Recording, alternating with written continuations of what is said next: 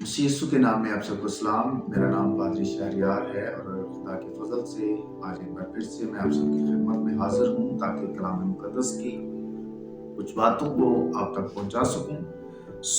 आज हम पैदाइश की किताब में से चंद बातें अपनी हदायत और रहनुमाई के लिए सीखेंगे। सबसे पहले मैं आपको बताना चाहता हूँ पैदाइश की किताब का जो मुसन्निफ है वो मुकद्दस बुजुर्ग मूसा हैं और पुराने अहदनामा के ये बहुत बड़ी हस्ती है, बहुत बड़ा नाम है जिसको खुदा ने अपनी कौम को मिस्र से छुड़ाने के लिए उठा खड़ा किया और फिर उसके बाद खुदा ने इसको अपनी शरीयत भी दी, यानी कि अपनी कौम को इसके वसीला से अपना कलाम दिया और मुकद्दस मूसा ने उसको तहरीर किया।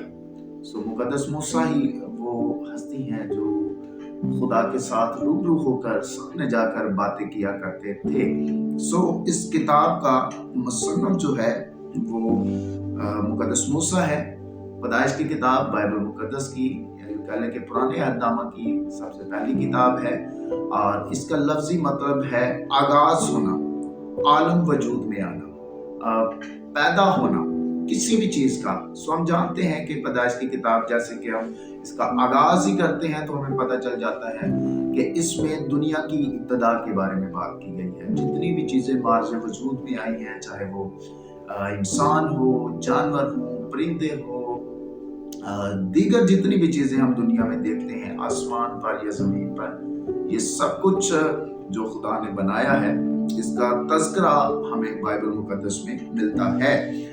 लेकिन हमें एक चीज को याद रखना है कि गो के इस किताब का मुसन्निफ जो है वो मुकद्दस मूसा है, लेकिन एक और चीज यहाँ पर बड़ी अहम है कि मुकद्दस मूसा ने जब इन चीजों को लिखा तो हमें एक चीज याद रखनी चाहिए कि बहुत सी ऐसी चीजें यहाँ पर लिखी गई हैं जो मुकद्दस मूसा के दौर से पहले की हैं, यानी कि मुकद्दस इब्राहिम उसके दौर से पहले के हैं, आदम उसके दौर से पहले का है, जितने भी वाक़या नूह उसके दौर से पहले का है। तो ये चीजें उसको कहाँ से मिली? इसके पीछे दो चीजें जो है वो बड़ी अहम है। पहली बात तो ये, चूंकि खुदा चाहता था कि मुकद्दस मूसा इसको तहरीर करे, तो ये खुदा की रहनुमाई से है, खुदा की मर्जी से है। और दूसरी खास वजह ये है कि पुराने दौर में जो महज़्ज़ब लोग थे वो अपने जो गुजरे वाक़यात हुआ करते थे अपने बड़े बुजुर्गों के, उनको अपने अंदर अपने दिलों में उसको महफूज रखते थे, अपने ज़हनों में उसको महफूज रखते थे और फिर अपनी आने वाली नस्लों को उन चीज़ों को मुंतकिल कर दिया करते थे। और यही बात चीज़ है कि जब बनी इस्राएल कौम मिस्र में पहुंची मुकद्दस यूसुफ के जरिया से, तो वो इन तमाम चीज़ों को, उन तमाम याददाश्तों को साथ लेकर आए और जितने भी लोग वहाँ पर आबाद थे उनको अपने बुजुर्गों के बारे में अच्छे से पता था, इब्राहिम के ताल्लुक से, इसहाक और याकूब के ताल्लुक से। ये चीज़ें आहिस्ता आहिस्ता मुंतकिल होती गई। वहाँ से बहुत सी चीज़ें मुकद्दस मूसा तक पहुँची हैं और उसके साथ मैंने पहले कहा कि चूंकि ये खुदा की मर्जी थी, इसीलिए खुदा ने उन लोगों के भी दिल में इस बात को रखा कि वो उनको याद रख सकें और ये मुकद्दस मूसा तक पहुंची हैं। पैदाइश की किताब में हमें दुनिया की इब्तदा मिलती है, दुनिया की इब्तदा किस तरह हुई।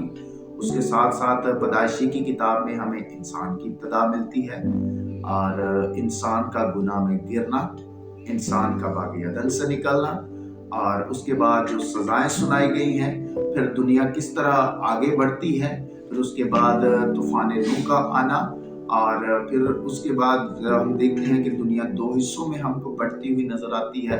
एक वो हिस्सा है जो खुदा की तरफ मुंतकिल हो जाता है और एक वो हिस्सा है जो कि अब्लीस के ज़ेरे साया आ जाता है। ये तमाम चीज़ें हैं जो कि आपको इस कलाम में और पैदाइश की किताब में आपको नजर आएगी। जल्दी से हम बढ़ते हैं पैदाइश की किताब पहले बाब की तरफ। पहली आयत का जब हम मुताला करते हैं तो यहाँ पर खुदा के पाक कलाम में आपको लिखा हुआ मिलेगा, खुदा ने इब्तदा में ज़मीन आसमान को पैदा किया। ये पहली आयत है और पहली आयत का जब हम मुताला करते हैं तो इसके पहले चार जो लफ्ज हैं, खुदा ने इब्तदा में, तो ये जो 4 अल्फाज हैं ये असल में हमारे ईमान को रिप्रेजेंट करते हैं, हमारा ईमान को जाहिर करते हैं। और चूंकि इसकी वजह मैं आपको ये बताने लगा हूँ कि आज के दौर में चूंकि बहुत से मज़हब हैं और उनके बहुत से अकीदे हैं, कोई सूरज को अपना देवता मानता है, कोई चांद को अपना देवता मानता है, कोई किसी और माबूद को अपना देवता मानता है, लेकिन हमें याद रखना है कि ये जितनी भी चीजें बनाई गई हैं ये सब खुदा की बनाई गई हैं। और अगर सूरज को कोई देवता मान रहा है तो सूरज भी खुदा का बनाया गया है।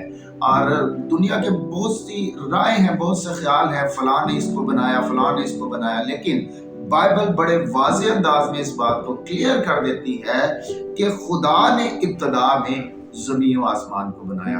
कि ज़मीन हो या आसमान हो या उसमें जितनी भी चीज़ें खल्क हुई हैं वो सब कुछ खुदा का बनाया हुआ है। और एक और चीज़ यहाँ पर मैं आपको बताना चाहता हूँ कि पैदाइश की किताब का जब आगाज़ होता है, आप पहली आयत को देखें, पहला ही लफ्ज़ जो आपको मिलेगा वो खुदा है। यानी कि लफ्ज़ खुदा से बाइबल का आगाज़ हो रहा है। और अगर हम मुकाशफा की किताब की तरफ चले जाएं, जो कि बाइबल मुकद्दस की आखिरी किताब है, नए अहदनामा की 22वां बाब है और उसकी 21वीं आयत है, ये बिल्कुल आखिरी आयत है। इस आयत का इख्तितामिया हम देखेंगे, यहाँ पर लिखा हुआ है, और खुदावंद यीशु का फजल मुकद्दसों के साथ रहे, आमीन। यानी कि यहाँ पर मैं कहना ये चाहता हूँ कि खुदा के नाम से बाइबल का आगाज होता है और खुदावंद के नाम से बाइबल का इख्तिताम होता है। पैदाइश की किताब में पहली आयत खुदा के नाम से है, मुकाशफा की किताब में आखिरी आयत खुदावंद या खुदा के नाम से है। इसके बाद एक और चीज मैं यहाँ पर आपको बताना चाहता हूँ कि पहला जो चैप्टर है इसकी टोटल 31 आयतें हैं और आपको इस पहले चैप्टर में 31 ही बार लफ्ज खुदा मिलता है। लिखा है कि जमीन वीरान और सुनसान थी और गहराव के ऊपर अंधेरा था। मतलब जमीन बन चुकी है लेकिन हर तरफ अंधेरा है। खुदा ने और खुदा की रूह पानी की सतह पर जुम्बिश करती थी। एक और चीज हमें यहाँ पर मिलती है, जमीन भी बन गई है, आसमान भी बन गया है, हर तरफ अंधेरा है, सुनसाना है, वीराना है। और एक और चीज जो खुदा ने यहाँ पर बनाई है वो ये है कि पानी है, पानी बन चुका है लेकिन ये हर तरफ है, अभी तक खुश्की नहीं नजर आई, हर तरफ पानी ही पानी है। खुदा ने कहा रोशनी हो जा और रोशनी होगी, और खुदा ने देखा कि रोशनी अच्छी है। सो खुदा ने रोशनी को तारीकी से जुदा किया। अभी तक पहले हर तरफ अंधेरा था, अब खुदा ने कहा कि रोशनी हो जा।